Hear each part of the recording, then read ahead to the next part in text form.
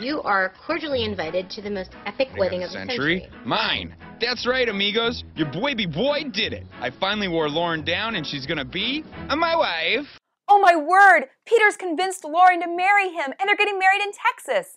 Everybody can buy gifts at his weed dealer's website, and they can sext him their RSVPs. Mindy was right on that. Mindy is going through the crisis that all pregnant women go through, and that's dealing with how your body changes and gets bigger and you can't fit in your clothes.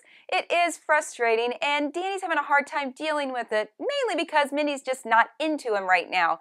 Danny's dumbfounded by the whole change. You're always in the mood no matter what. I mean, after we watched Schindler's List, you were like really in the mood. How about this?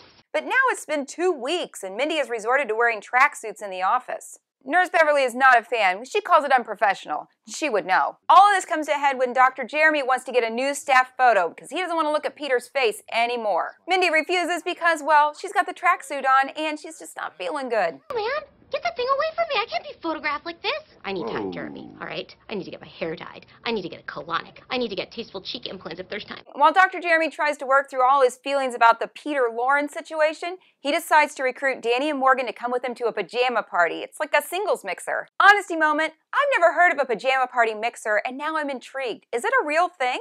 Anyway, they get there, and who's in attendance but Jessica, and she's thinking about dumping Morgan. She thinks he's letting himself go. But just as the party gets started, a crazy business lady from across the hall comes over and tells them to shut it down. Dr. Jeremy, or as we're now calling him Jer, is not amused because he was planning to find someone to get it on with tonight. So he gets back at her with a strongly worded letter. While the boys are out on the town, Tamra has a solution for Mindy's fashion crisis. Her cousin Sheena is a fashion consultant. She can just come over and get Mindy all in shape. She talks to Mindy about confidence and has her try on some new outfits. And when Danny comes home from being out with the guys, he finds Mindy laying on the bed ready for some action. And then he laughs at her. Oh, Danny, when will you learn? Now it's time for my favorite one-liners from this episode. Nurse Beverly is being forced to wait for the picture, which has now taken like 3 days to get together, and she says, "What are we waiting for? I got something bleached for this." Not surprisingly, Danny was not excited about coming to an adult pajama party to mix with other singles.